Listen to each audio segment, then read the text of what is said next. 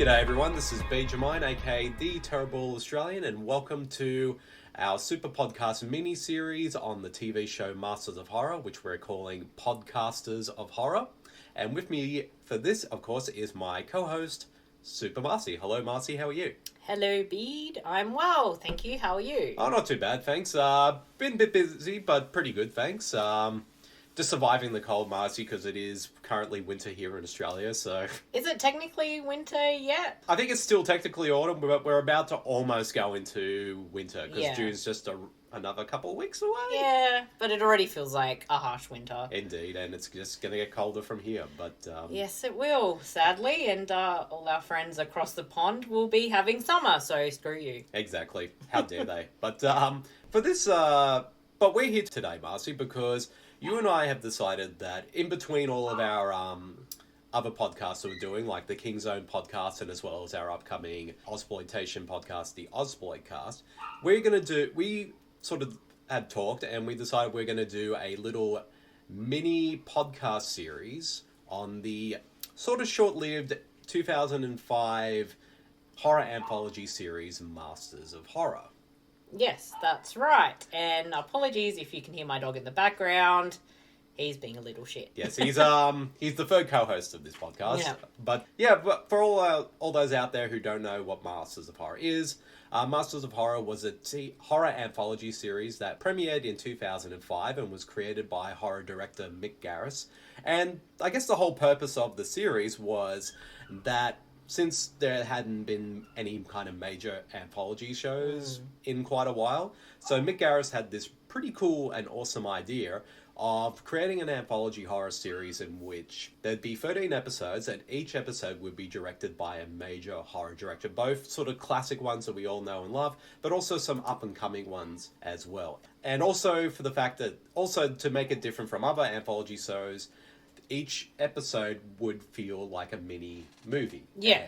Essentially, it's a shorter movie. It's not a full-length movie. It's about, 50 minutes or so? About 50 to 55 minutes per episode.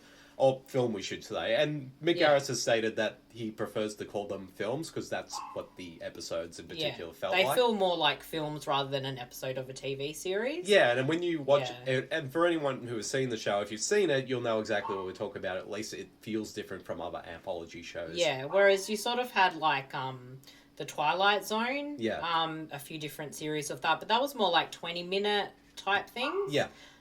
Same with Tales from the Crypt. Yeah, as well. I was going to say that as well. And Freddy's Nightmares TV series, whatever that was called, I can't remember. Whereas these are actually like short horror movies with big name directors. Some you'd probably know a bit more better now than when this came out. And they do sort of have, some of them have well-known actors. Yeah, exactly. Like, some of them are like, sort of major horror stars, like Angus, Robert Englund, and so many more. But you could tell from the series, because that this was a series that was done with a lot of love, and, there was a lot of passion behind it. And it's unfortunate that the series only ran for 2 seasons. Yeah. Because after the second season, even though the show actually did really well ratings-wise and as well with critics, Showtime, that produced the show, decided not to continue it after the second season. For me personally, as someone who loves this series, I love this series so much. Like, to me, I didn't grow up with The Twilight Zone or Tales from the Crypt or even Tales from the Dark Side. So when this show was announced, I was just excited the fact I get to see one of these anthology shows, but the fact that all these major horror directors were behind it. And I pretty much was there from the very beginning. I watched all 2 seasons when they played here in Australia. So what was the series like for you? Because I know, even though I've seen all the series, but what's different for you, Marcey, is that you only seen a few episodes, though. Yeah, I've seen selected episodes which would have been based on who directed them, which I think I would have done because at the time I was doing a series on directors, so some of the films in it were from directors that I was looking at the time. So I'd only seen selected episodes. I haven't seen every single one. So as we go through this, it's going to be interesting to see ones I haven't seen before and, of course, revisiting ones that I have seen.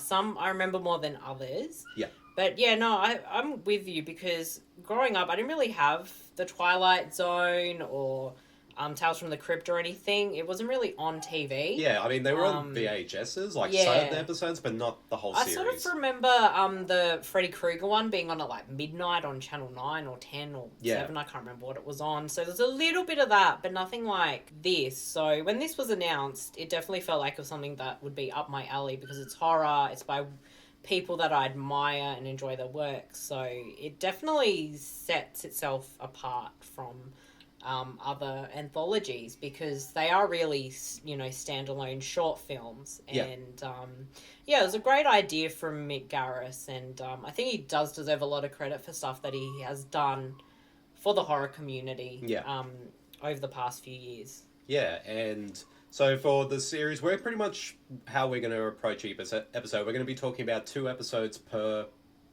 episode of the podcast. So we're going to do 13 all up. So we're going to cover both seasons.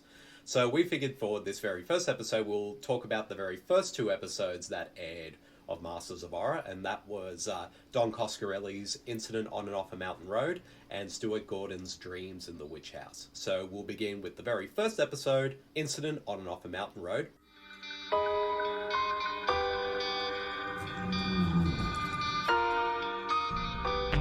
I believe anything can happen to anyone, anywhere, at any time.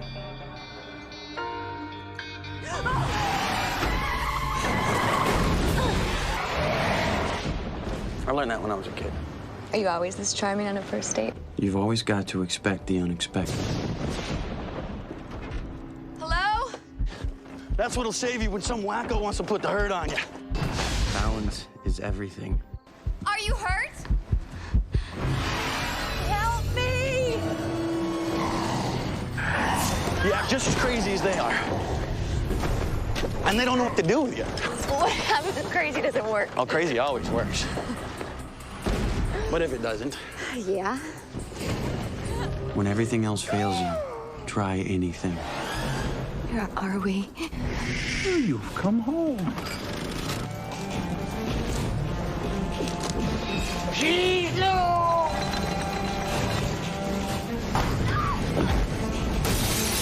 You're a goddamn whore.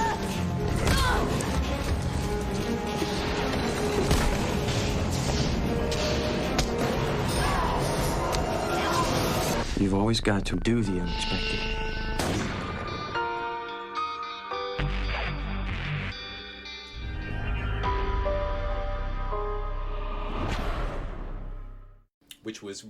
Which was co-written and directed by Don Coscarelli, and for those out there who don't know who he is, he was... Shame on you. Yes, exactly. He was the director behind 4 of the 5 films in the Phantasm series, and as well as Bubba Ho-Tep. Yeah. And the story for this one is based on a short story by Joe R. Lansdale, I believe. Yes. Yeah, I think the short story has the same name, from what I can tell. Yeah, and Joe R. Lansdale. Joe Lansdale. Yes, and he also wrote Bubba Ho-Tep. He wrote Bubba Ho-Tep. So the plot summary for this episode is as follows. A young woman matches wits with a deformed serial killer on and off a remote mountain road. And this episode stars Bree Turner, Angus Scrimm, who played the tall man in the Phantasm films, and as well as Ethan Embry from That Thing You Do. Yes. So, Marcey, what did you think of Incident on and Off a Mountain Road?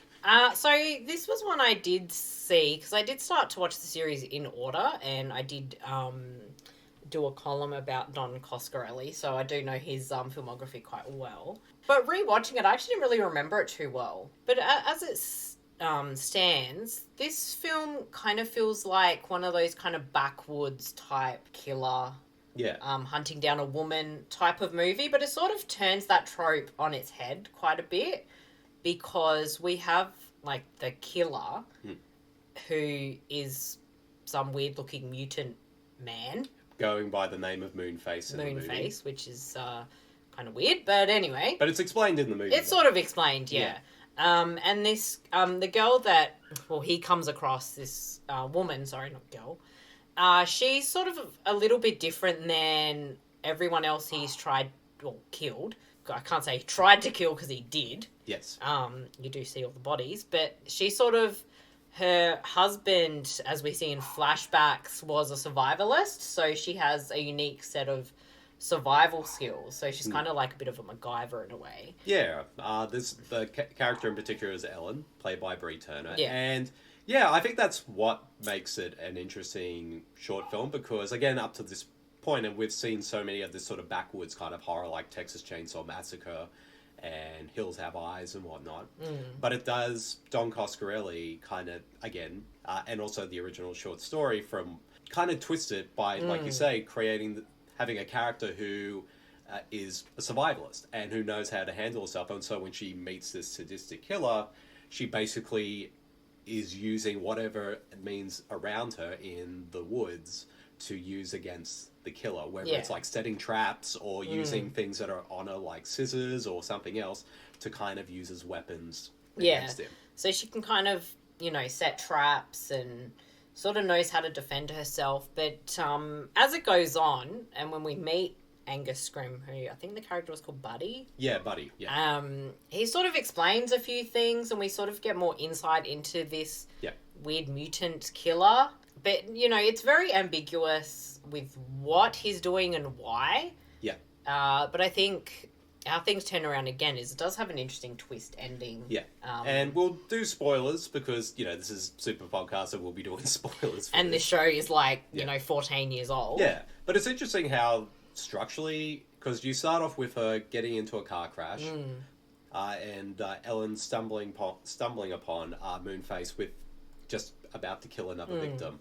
But then you get all these flashbacks about when she meets her husband for the first time. But when they introduce him, it's almost like he's giving tips on how to survive, or things that are sort of relate within what's happening to her in the present with Moonface. And as the story progresses, and we learn more about her, and also like what's going on with her and Moonface, we learn more about the husband, played by Ethan Embry, who he's a very interesting character, because in sort of now watching this, this film in hindsight of today with everything that's going on in the world, it's very clear that he's a kind of character who's, I guess, would be seen now as almost kind of a conspiracy theorist, right-wing, kind of almost militia kind of type. Because he's like almost a very paranoid individual. He brings up saying like mud people are going to take over the world and blah blah blah. So you can see how he's someone who's like deep in conspiracy, and we see a lot of that today. But he's also someone who collects weapons, knows how to use his weapons being guns, because he's expecting something is going to happen, so he has to be armed and prepared for it. Yeah, and out of that, he decides, he meets Ellen, and it's like, what?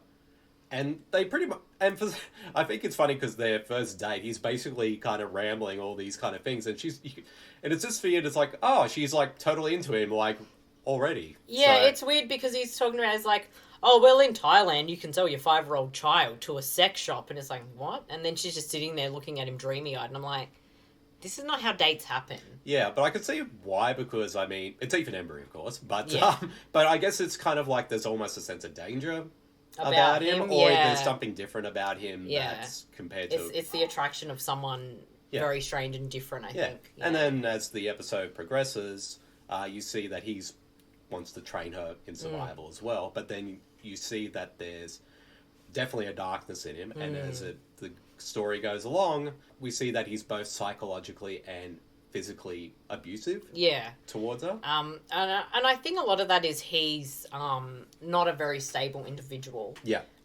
with his mindset. So, I think between what she went through with him and then her experience in coming across Moonface, it does sort of change her as a person. Yeah. And I think it psychologically damages her a lot as well. And I think the ending can almost leave it open to she's going to continue what Moonface was doing. Yeah. But you could kind of take it either way as well. Yeah, and it's a good, like, twist, what happens. Yeah, you don't expect that she's going to open her car boot when she kills Moonface. And that her husband's dead body's in there. Yeah, and it actually makes sense when you kind of look back on the rest of the episode, because, again, like when it starts off, you don't think that, because she's just driving along, just doing normally, and then all of a sudden this happens. So you don't really put two and two together. You just assume, he, as abusive of a guy he was, what he did teacher did work in her favour against Moonface. But I guess as her flashbacks progress, he's getting more and more aggressive. Yeah. And then you obviously see that her last flashback is to him, them having some kind of argument, him raping her and then her killing him. Yeah, and also him beating the shit out of her as well, which is a disturbing scene. And again, you know, like, watch it when 14 years later after this film comes out, and again, in like what we're going through in our world now in terms of the Me Too movement, and also in terms of, you know, women speaking up about the abuse that's happened to them in their lives, it is surprisingly still relevant as a story. And also even now with the post-Trump era, with so much, you know, hate groups and stuff like that, and power and sort of conspiracy theorists and very dangerous individuals like that, it actually still, again, makes the episode still relevant today, because this came out like a couple years after 9/11, and I think that's what it was kind of touching upon as well. Yeah, I think there's a bit of that sort of post 9/11 paranoia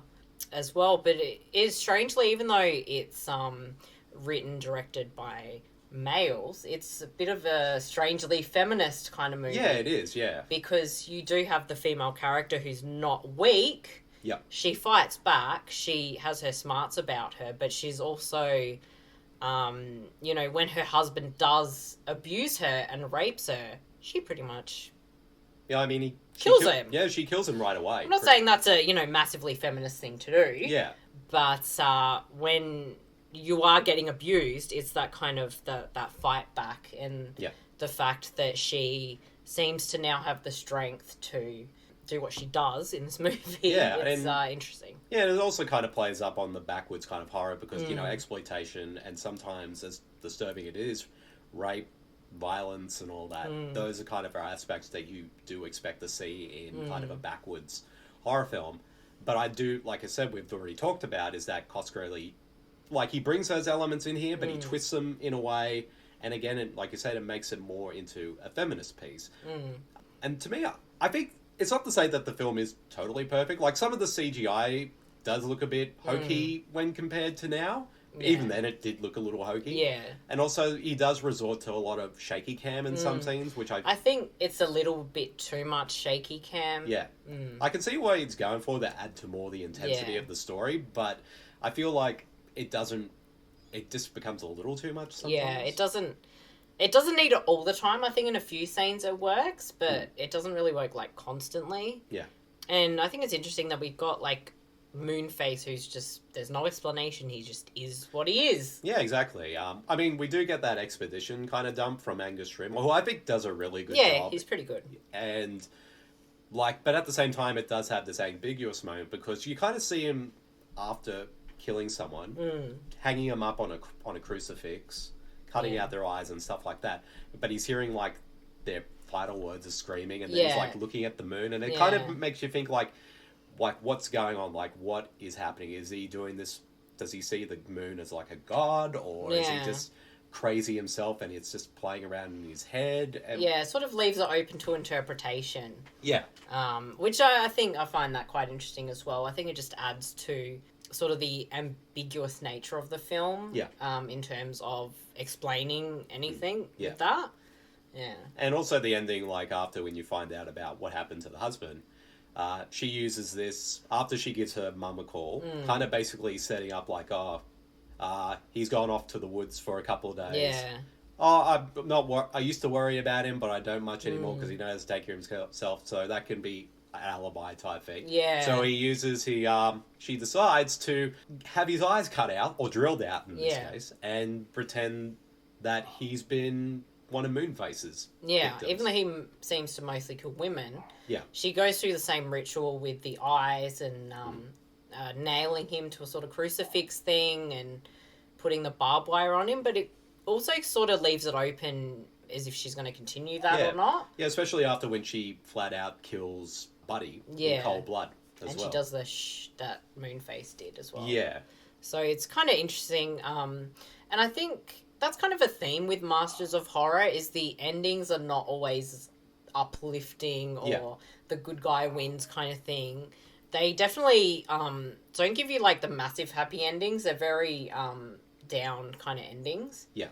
I don't know if you'd call this one a down ending in a way. It's kind of an ambiguous kind of... Is it a down ending or is it a triumphant ending? That kind of leaves it a bit more, more open to interpretation as well. And also makes it much more interesting as well. So it's a fairly interesting watch, and I'm sure if those that have seen the film or seen the series, however you want to say it, it'd be interesting if anyone wants to give us some feedback on what you thought about this particular short movie. Yeah. Be interesting to hear if you agree or disagree. What would you give a rating out of 5 for this one? I would say it's about a 4 out of 5. Yeah, I agree. I'd say like 4 out of 5. Yep. So we'll move right along to our second episode, or second film, I should say, which of course is Stuart Gordon's Dreams in the Witch House. The devil, he does not thirst for blood. He thirsts for souls. I'm a grad student. Student? Then I'm gonna need the extra month's rent in advance. You all right? It won't stop! It won't go away! Oh, God. It won't This house is infested with rats. I can hear them in the walls. Hey, you put them up to this Mazurwitz? Huh? Is this more of your nonsense? You saw it, the rat. With a face. Well done. A human face. That was a dream. No dream. You put the idea in my mind. I went to sleep and I dreamt about it. She is coming for you. Who are you talking about? The witch. Take this. No, thanks. It was just a dream. No dream. This house is evil. Your soul is in peril. The rare book room is always locked. How did you get in? She needs a human soul, a man to make the sacrifice, to complete the ritual. They're real. The witch and the rat. You've seen the rat. Oh, Walter, you're scaring me. They want me to do it. Don't have me. I'll call cops. God, have mercy on your soul.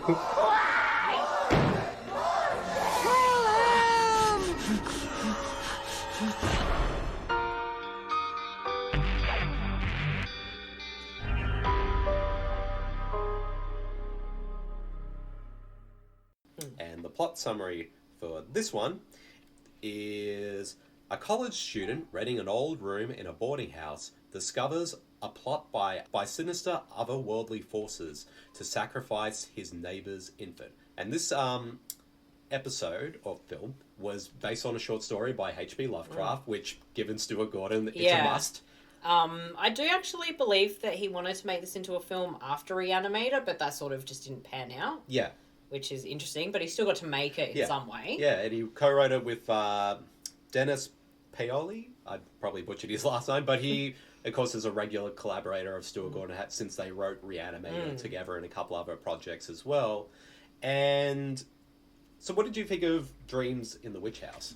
This one I remembered a lot more than the previous one upon our rewatch. I'm not really sure why, because they're both definitely interesting films. This one does feel a little campy and cheesy, but I kind of think that was the intention. Yeah. When you've seen Stuart Gordon's other films, there is a little bit of that in there. Like Re-Animator definitely has that element in there. It's a little bit campy. Yep. But I think he sort of likes having, like, subtly having that in there. I think the story is actually really interesting and it's quite disturbing because it is about sacrificing a baby, which is always horrific. The lead actor, Ezra Godden. Ezra Godden. I did forget to mention the other cast members, which were Jay Brazo, Campbell Lane, and Chelah Horsdal. I probably butchered all these people's names, so forgive us. Yeah, the main actor was also in Stuart Gordon's Dagon. Yeah. I do remember him in that, which that's not a very good movie. He's not the world's greatest actor, so his performance in this sort of brings it down a little bit. But if you look at it from that campy point of view, it sort of suits it. Yeah. Like, in normal scenes, he's fine, but when he's, like, screaming or in horror, it's just a little bit overdone, I think. Yeah, exactly. Like, some of his facial expressions, I mean, if you could just, like, really over-exaggerate, almost, like, Bruce Campbell in the Evil Dead Yeah. movies, like how over-exaggerated his facial expressions are. But look, he's not bad. Yeah. But yeah, this one's kind of, I guess it's not as ambiguous. Yeah. Because you kind of work out that this house has obviously had this presence, of a witch who, I can't remember if they explained it, needs a sacrifice of an infant. So this has been happening for like 300 years, as we find out at the end. So she takes control of like a human host. Mm-hmm. And in this case, it's Walter, the main character in this.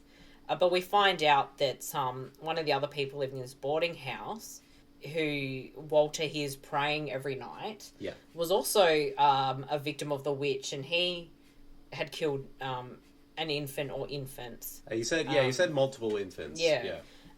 Because the witch had kind of taken possession of him. Yeah. So the witch to take possession, I think she comes in the dreams. Yeah. Sort of like Freddy Krueger, I guess. Yeah.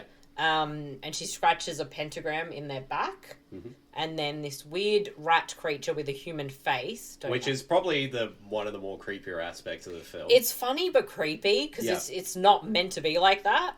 He kind of shows up as well, and he will bite the human host, I guess you can call it as well. But yeah, as this goes along, it's got that element of paranoia as well. Like, at first, for the first couple, I guess, towards the end, like, you aren't sure if everything is ambiguous or if it is actually happening. Yeah. Like, could it just be, the old guy? Because even Walter says at a point, like, he did dream of the rat one night, but he said to the old guy, it's like, oh, I only dreamt that because you put that in my head. Like, you're sort of thinking, oh, is he all this coming from all these stories from the old guy just... Yeah, could it be some kind of, not paranoia, hysteria type of thing? Hysteria, yeah, that's the word I was going for. But by the end, it's pretty much confirmed. Yeah, like, they pretty much have, by the end of it, after when all the madness has happened, Walter is in an insane asylum. And pretty much, like, they could have just ended it there and made it a bit more ambiguous, but of course, like, you find out that the police said, oh, we discovered, like, inside the walls all these bodies of children, we discovered the dagger, we found that the baby Danny, who gets sacrificed, has bite marks from an animal. Yeah, and they also mentioned that they dated the bones, and they range back from 30 years to 300 years. So they obviously, they said this all doesn't make sense unless Walter in the insane asylum is telling the truth. Yeah. But, of course, the baby that gets sacrificed is, like, the lady in the next room to his, and he's meant to be looking after the baby while she goes out. And, of course, the witch gets to him then, and as he's sort of with the baby, the rat attacks the baby, and... when they're trying to get in the door because they can hear the screaming, there's all this, like, purple glowing... Yeah, it's almost something like out of Suspiria or something like that, And then once they break in, of course, there's no rat there. It's just Walter with blood all over him with a dead baby. Yeah. But, I mean, there are definitely, for me, like, between the two films, this one's definitely not my favourite of the two that we're talking about for this episode, but... There are a lot of really interesting moments, but like I said, I feel like this probably would have been better if it was stretched out a little bit longer as a film. Could definitely have this work as a feature length. Yeah, exactly. At least compared to the other one anyway. Yeah, and I think if you had more of a budget to do that, you could go with that less campy element, because there are definitely creepier scenes, I think, in this, because it does have that supernatural type element to it. Yeah, and it relies more on sort of atmosphere. Yeah, it's got a lot of atmosphere, and it sort of does make you wonder whether or not this character's just going crazy, if he's suffering hysteria, or if it's really true. Yeah. But there's good little nods to Lovecraft lore, like he's wearing the Miskatonic University t-shirt. Yep. Which is famous. The university that, like, every Lovecraft character goes to. And then there's in-dream appearance of the Necronomicon. Yep. Which is also Lovecraftian.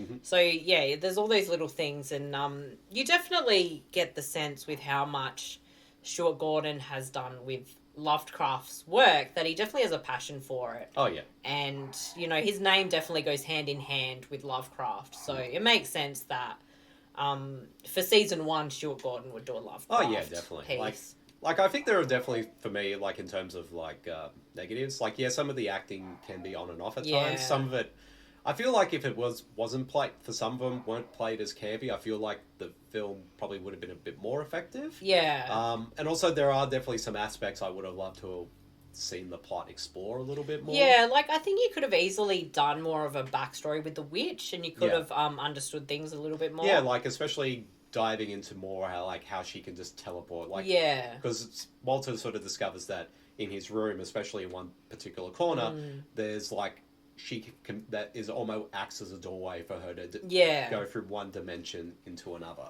Yeah. So it's that bit's kind of interesting as well, because he's sort of doing his, I don't know if it was meant to be doing a thesis on string theory. Yeah. Not that I know anything about physics and string theory, but it's sort of, as he's working, you know, doing his studies, he has this, like, diagram that kind of looks exactly like the corner in his room. Yeah. And that's where he goes through and he sees the witch there as well. But, yeah, I mean, it's a solid entry from Stuart Gordon. Not one of my favourites from the first season, but it's still a decent little short. Like I said, there's some definitely aspects I think that could have done a bit better, but overall it is effective, it is creepy, does have a good sense of atmosphere. But as we'll go along with this mini-series in the future, once we get to season 2, when he does his second episode for the show, The Black Cat, for me, we'll have a lot to talk about with that one. But let's just say, at least for my part, that was a huge improvement, compared to this one. Yeah, look, I will say this movie is better than Dagon. Dagon's just not that good at all. I've watched it twice, and it was twice too many. If you can, you know, read Lovecraft's works. Yeah. So, what would you give what rating would you give Dreams of the Witch House, I'd probably give this 3.5 out of 5. I do get a lot of enjoyment out of it, and I like a lot of things about it. I think the negatives don't affect it for me too much. So, yeah, I'd say 3.5 out of 5. I'd say about a 3 out of 5 for me. Like I said, if some aspects kind of were worked on a little bit more or sort of developed a bit more, I think it would have been better. And also, if Ezra Godden gave a much more consistent performance. Yeah, or perhaps someone else was cast. Yes, no exactly. offense to the actor. Yeah, exactly. But I think it would have been at least better for me. But overall, it's a decent entry in this first season. Yeah. So we'll be back with Podcasters of Horror. Yep. With the next 2 episodes. We'll give you a little preview. Yep, Which 2 are they? For the next episode, we'll be talking about the episodes 3 and 4, which were Toby Hooper's Dance of the Dead and Dario Argento's Jennifer. And I believe I will not be rewatching Jennifer because I watched it recently and I don't know if I want to watch it again. I'll have to watch it. We will go into that in the next episode. But Exactly. I hope everyone's enjoyed this little mini podcast. Yep. We'll do this as when we can, like in between all of our bigger podcasts, like the King's Own podcast or the upcoming Ozploitcast. But we'll definitely make this as consistent when we release it. So it's just something minor, just to, you know, let you listen to us and obviously talk about more horror as well, because, you know, Bede and I do have a passion for horror movies. It's our jam. But it's kind of funny how this came about, because I was actually going to rewatch the series, and that's when the first one I decided to watch was Jennifer. God, why did I do that? But then Bede mentioned about wanting to look at the series again, so we thought it was a good idea for a mini little series that we can do in between everything else. Yeah, like I said, for you having only just seen a few episodes, and for me even though I'm a huge fan of the series, I haven't seen the show in probably over 10 years, so it's definitely was due for a bit of a rewatch. Yeah, and look, I hope in the future we can get more stuff like this. I think we need, Well, horror anthologies are huge at the moment. I mean, some of them take a different approach rather than one story per episode. It's like stretched out, like, say, American Horror Story.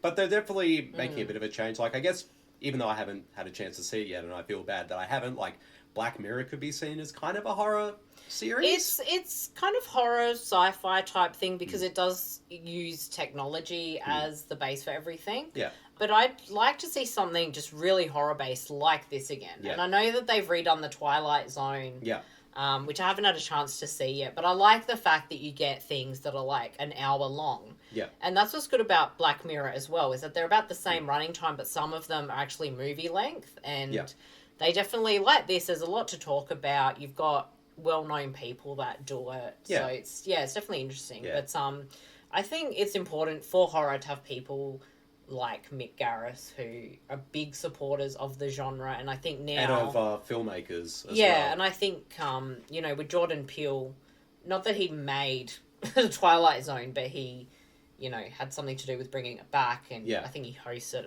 As I said, I haven't seen it, but he's, made 2 horror movies since he started directing. So I think people like him, if they can sort of, bring a voice...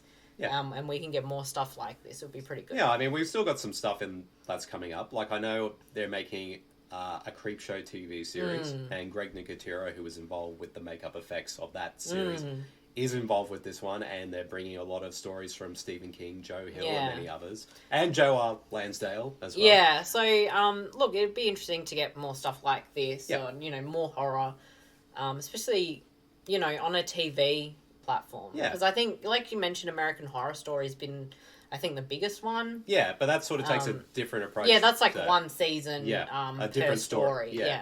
But, to me, and also kind of looking back on a series that, at least for a lot of horror fans like myself, was kind of a big deal. And I know, even now, I still remember how big of a deal this show was when it came out. It was very much talked about as well.